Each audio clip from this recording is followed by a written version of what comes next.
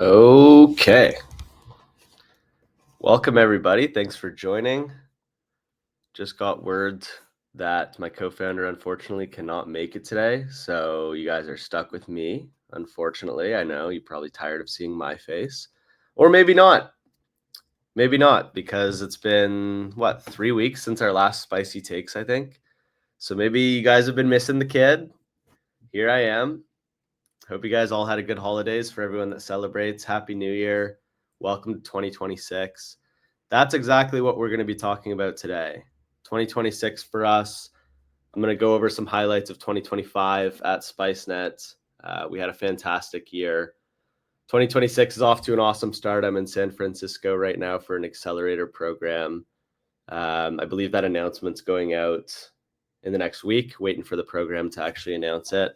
So I can't drop any more information on that right now, but yeah, it's been exciting.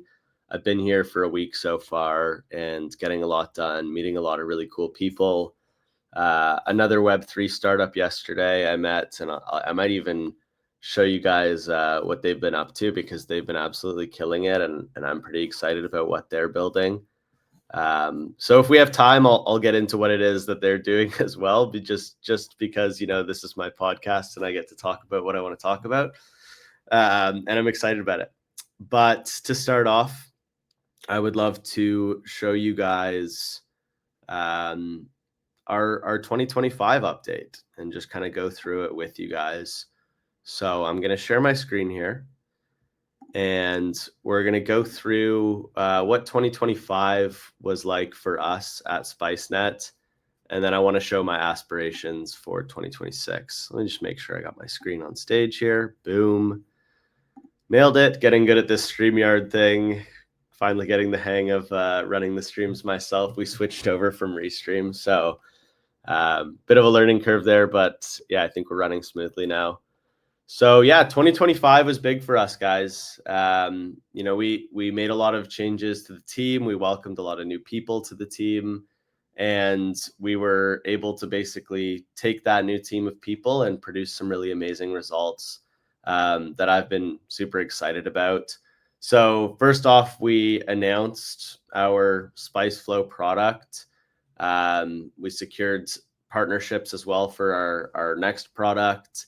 And we had a rebrand. For those of you guys that have been here for a year, you know that we looked a little bit different to start last year, and we kind of refocused, on who our target audience is, why our tech matters, and made sure that we were speaking directly to that target audience. And it's yielded us great results so far, because our community has grown from 14,000 at the start of the year to 85,000 at the end of the year. I think we're actually at like 93,000 now. So even after New Year's Eve, those numbers have continued to grow. So each time I talk to you guys, there's more and more of you, which is just super heartwarming and really good motivation every week when I get to hop on these spicy takes and see all of you guys joining just to listen to what I have to say and whatever my guest has to say. It makes it all just feel so real. So big thanks to you guys. It's honestly a lot of the reason why we do what we do is to see how people receive it. And yeah, I just want to go through some of the other things that we did. So if you haven't seen this video or even this thread, please check it out. This was kind of us introducing the challenges that we're solving. So as a brokerage network for DeFi, we're essentially solving all challenges around access. What we mean by that is, like, growth is insane in DeFi. I mean, there's so much cool stuff being built, new markets coming onto mainnet every day. There's new chains launching, new applications, but we're having a really hard time accessing these things. And when I say us, I mean everyone using DeFi. And we noticed this early on when we were building a DEX on Solana, because we had built something that was quite cool, and we were having a hard time pulling over the users and liquidity that Ethereum had, because at the time Solana wasn't as big and populated as it is today. So yeah, we kind of noticed that for us, it was hard to get distribution. And, on the other side of things, it was hard for people to access us. So we set out to solve those problems. And with that, we created a new look. I'll show this. It's an awesome video from our design team.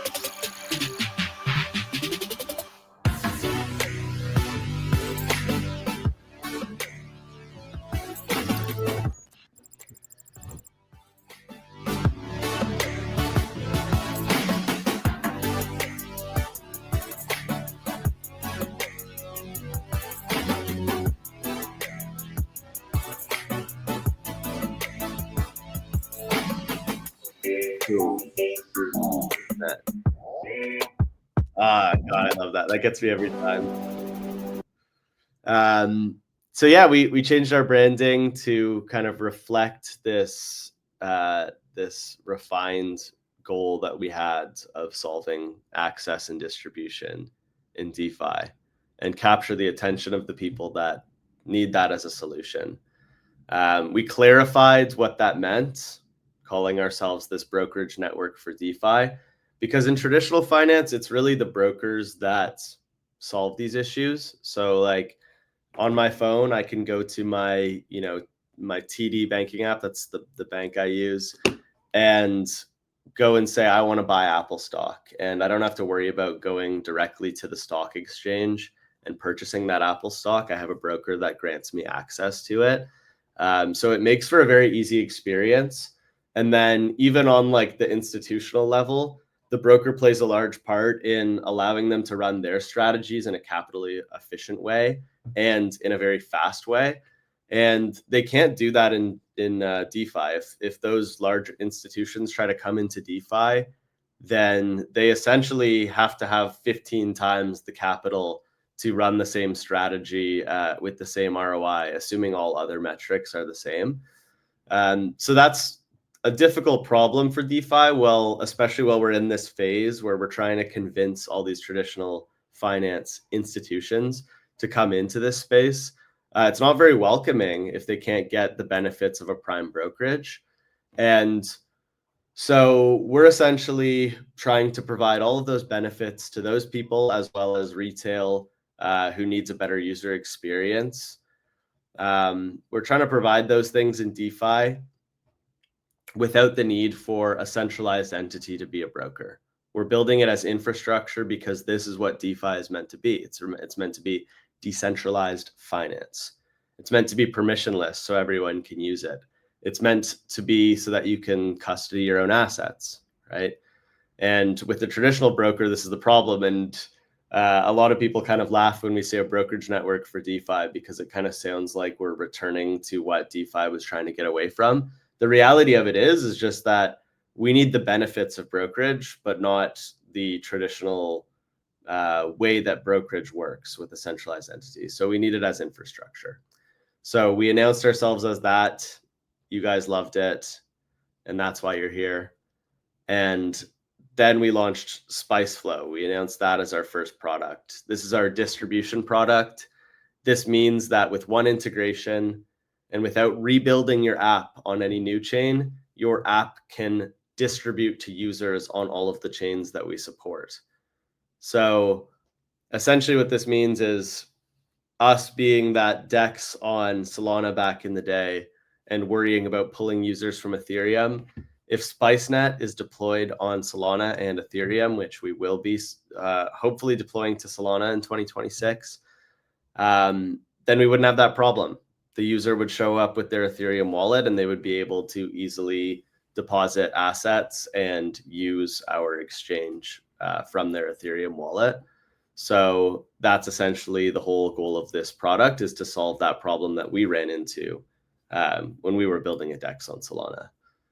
Now, we also gave you guys a way to engage with us. That was the Spicenet portal. And I mean, that's really the takeoff moment for us as a community, where we went kind of exponential with the amount of people that we had in here. Because you guys want a way to participate and earn points and stay updated with us, try our on-chain quests, which I'll get to in a second. And we did that in October. We announced our integration with Derive, one of the integrations that I'm most excited about. Derive is the largest options platform in the entire space right now in terms of open interest. And they're trying to make institutional grade options execution on chain, and cross margining is a massive part of that. So you'll see them talking about the reason why they have perp markets and options markets on their platform is because options kind of need deep liquid perps to hedge against, and vice versa. Like options are a very good tool for hedging against any of your other positions in DeFi. So by creating cross margining between Derive and other markets in the space, we're actually making options a lot more viable to be used in a larger scale. So using options to hedge out your positions from other platforms, running delta neutral strategies, doing spread trades, like all of this stuff that produces a massive amount of volume in traditional finance, and that we want to make more available to a greater pool of users in decentralized finance. We get to be a crucial part of that mission and making that happen on chain. And we have a lot of plans for how we're going to do this with them. One of the ways that we're looking at right now is essentially funding rate arbitrage between Derive and other exchanges in the space. And you guys might have seen some threads about this on Twitter, people talking about like, oh, the funding rate is X amount higher on this asset than it is on this exchange. And the difference is like an APY of or an APR of 60% per year. Why is no one taking advantage of this? Well, the reason why no one's taking advantage of this is because it's really difficult, and it's really risky as well if you don't have a cross margining facility. Because even though you're short Bitcoin and long Bitcoin, for example, if the price of Bitcoin moves drastically in one direction or the other, you're going to get liquidated on one of those sides. And that's, no one likes to get liquidated. That goes without saying. But then it makes it so that the risk adjusted ROI of the strategy is not really there. But if your collateral on one side, your P&L on one side can be used to cover the loss you're making on the other side, and you're not going to get liquidated on either of the legs, then all of a sudden that's a huge unlock that makes that a viable strategy. So what we're looking at doing is building out that as a strategy, and then allowing that to be vaultified so that everyone can deposit into it. And this is a really cool unlock that DeFi creates, is like the ability for retail users to understand the opportunity of a strategy, choose it as an investment, and not have to be the one that executes it, because executing it is really difficult. In traditional finance, we just simply can't do that, right? We have to run our simple strategies as retail, and none of you or your friends are most likely running basis trades on across different exchanges, or running funding rate arbitrages. It's just too difficult to do. So that's, Spice Edge is going to create that possibility as well. And last but not least, certainly not least, to end the year off, we had our first testnet campaign. We had 17,500 of you guys as users testing our integration with BrokeX in DevNet. And we have another one of those campaigns coming. And I expect that this one will be even bigger, possibly even magnitudes bigger. We'll open it up to more people, and we'll take that feedback and build on it. The feedback we got was really awesome from you guys. Like most people saying, that the app felt totally native to the chain that they were on, that they would they're much more likely to use this app now that they can use it through SpiceFlow, and that they would rather use this app through SpiceFlow than bridge over to Pharos and use the app natively over there. So hearing all those things, like those are really the objectives that we are trying to hit. And I think that for our first DevNet campaign and our first kind of run at that, yeah, that went just about as well as we could have expected, and our infrastructure held up super well. And now we can look to welcome more users into it. So yeah, guys, that was 2025 in a nutshell. The way that I describe it to my team is basically that 2025 was the year that we set the foundation for Spicenet. We did all of the difficult things that are hard to do, especially once we look at, having a live mainnet. So, building the right team around us, doing all that hiring, recruiting, building our brand, deciding our mission, making that very evident to everyone. Those things are very hard to do once you have live clients. And those are all the things that we accomplished. So now we're set up for 2026 to be the year where we ship. 2026 is the year that we take all of this work that we've done so far, all of the clients that we've managed to gather, all of the community that's in our portal waiting for a product. We take all of that and we ship. So we have two products that we're going to launch both in 2026. Spice Flow as a mainnet product, Spice Edge as a mainnet product. That's going to happen really soon. So the important thing will be that we continue to communicate with you guys, tell you guys how you can assist us in trying our product, giving feedback on it, as you guys have been so good at. And then B, you guys doing all those things, participating with us, talking to your friends, telling them that there's a new way to access apps that are on other chains that aren't bridging, talking to apps that you'd like to see join this economy and take on this integration so that you don't have to bridge every time you want to use that app. All of those things are super helpful for us, and you guys contributing in that way is very meaningful to us. Now, let's get more specific into 2026, right? What's that roadmap look like for us? So in Q1, we're going to have live customers in Spice Flow.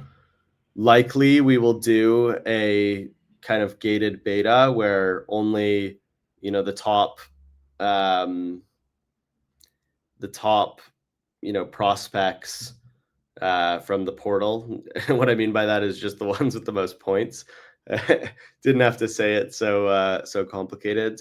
Are going to have access to that. That might be something that we do, and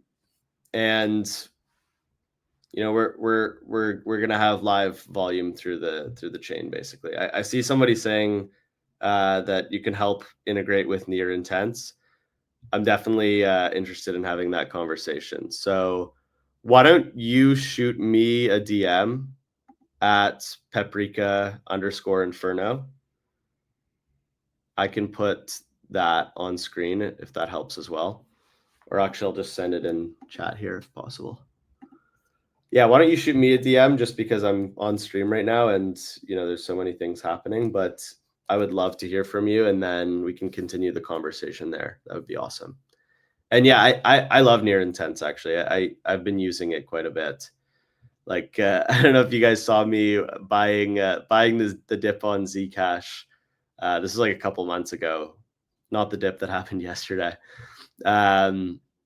And I was using near intents for that. So as I know, a lot of people were. So yeah, it's a great product. I would love to look at an integration with them.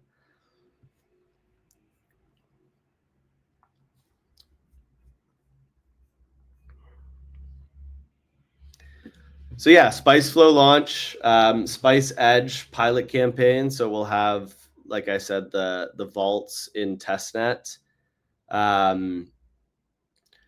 and then the vaults in mainnet, and that'll most likely be the bulk of our rollout for Spice Edge, is like showing the power of these strategies through vault strategies that everyone can deposit into, but also we'll have like a traders pilot campaign around it where we will be allowing traders to test it in whatever way they want, like any strategy imaginable, and getting the feedback there. That is like a massive unlock when traders can take Spice Edge and decide which strategies need cross margining facility, and and use Spicenet to execute them. That's really like the scaled opportunity for Spice Edge, and there's pretty much infinite ways that that product can provide value in running strategies. I mean, there's so many different strategies that come to mind. So that's going to be a massive scaling opportunity for us. But yeah, I mean, we'll start with the simpler product, and then get our way to the more complex product as the year goes on. We'll also be looking at a TGE for Spice this year. I know a lot of you guys, that's what you're kind of here to know, is when TGE. So yeah, this year is the year to ship that as well. Yeah, guys, that's pretty much it. It's the year we're gonna ship. I mean, it's the year we're gonna launch our products. It's the year we're gonna see users start to promote the apps that we're integrating with, see if we can bring a lot more users to them. There's a lot of really great things being built and integrating Spice Flow, and then people starting to work with us on the Spice Edge side. So we're going to be announcing a lot of the things that you guys don't know about on the Spice Edge side, like the partners that we're working with, the features of it, the ways that it can be used. A lot of that will be new information to you in 2026, and then all the information around Spice Flow that you already know is going to be something that we just continue to harden and prove and show the results of. And I think it's happening in the perfect time. Like, everyone in DeFi right now is starting to realize that we can't just keep doing fake things with fake money and get real results out of it. That's kind of been the norm in crypto for a long time, is that we can build products that sound really cool, but they don't actually have to produce revenue, and we can be valued very highly. Like, that's over basically in DeFi. So we're launching in a time where, the whole time we've been building, we've been thinking about how we're going to provide real value, how we're going to generate real revenue, and then make sure that that makes its way back to the Spice holders. That's kind of always been the goal, and it's nice to see the market kind of coming around to that and valuing that, overvaluing everything else that has brought speculative value to products and projects in the past. Yeah, 2026 is the year of real value, real results, real outcomes, and it's only fitting that Spicenet is now going to be available to use with real funds within that year. Right? So that's 2026. Yeah, last thing I wanted to talk about, since I do have a couple minutes here, before I have to head into the accelerator office here. A project that I wanted to put you guys onto, that I talked to yesterday and that are doing really great things. They did a launch on virtuals, and I think they're actually live right now. Let me check. They are. It's called Repo. At Repo, you guys should check them out. REPPO. And when people say that there's always a bull market somewhere and it kind of catches you off guard when everyone starts talking about things on Twitter, I think this project is going to end up being that. They went on a run from 2 million market cap to 40 million market cap over the past 2 months. And they did this by kind of doing this launch on virtuals. They launched really low, sort of like a fair launch. And I'm starting to see a lot more of this in the market. I'm sure you guys are noticing the same thing, where ICOs are happening at fair values. And then projects are actually coming out at fair valuations and then trying to prove themselves. And like, you're seeing tokens not come out and just fall flat into the dirt because they do launch at a fair valuation. So the market prices it accurately and then it gives them the chance to grow. So Repo is a good example of a company that's done this and done this really well over the past couple months. So just wanted to give them a quick shout out. They're basically leveraging like the way that Polymarket works to train AI. So you go on to the platform. You guys could actually go on and earn money by doing this, but you go on and you basically vote yes or no for things, and you get paid for being correct about things. So it kind of goes with the whole notion that the wisdom of the crowd is the smartest, and we can use this data to train AI. So yeah, they've basically built like a product that has real users and been able to provide real value to their token or real demand for their token through that product, launch it at a low valuation, and then watch it find its way up naturally to a 40 million FTV, I believe. And then at the same time, you see projects like Trove have their ICO at a 20 million valuation, like quite reasonable. Ranger having their ICO at I think a 18 million valuation as well. That's ongoing.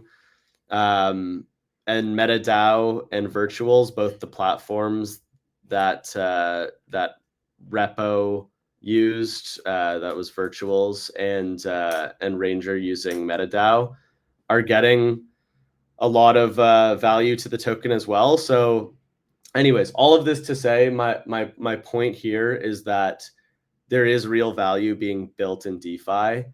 Don't let the charts tell you otherwise. Projects that are launching at fair valuations are, getting valued higher after their launch because their tech is working and they're proving themselves and doing it the way that every other company outside of DeFi has always had to do things, which is prove their value. So in DeFi, the reason why we're in like an awkward spot on the price charts is because companies haven't had to prove their value all that much. They've been able to get away with launching at massive valuations, and like, I mean, no shade to anyone who did that, because yeah, of course it's an attractive thing to do. If people want to value at billions of dollars, like as a founder, that's, of course, you want to be valued highly. So it's not throwing shade at anybody, but just kind of shedding some light on why you're seeing a lot of usage come to DeFi and why it's not translating to the charts is because there's been very high valuations and people haven't had to prove these valuations. Now, 2026, the thing that I'm seeing the most is basically people starting to provide real value and getting valued adequately for the value that their product provides. And this is my goal with Spicenet, and this has been our goal for the whole time that we've been building Spicenet. So it's the most exciting time for the market to be thinking this way, because we feel like this is the market that we shine in. Yeah, that's all I got for today, guys. Thank you so much for coming again. I love you guys for coming every week. I got to get into the office. It's go time here. I'm going to get back to work. But really nice to get you guys all caught up today and to get the opportunity to speak with you again. Have some people in the comments here, suggesting projects for us to look at, to integrate with. Make sure you guys reach out to me. Really excited to continue those conversations. And as always, guys, stay spicy. Take care.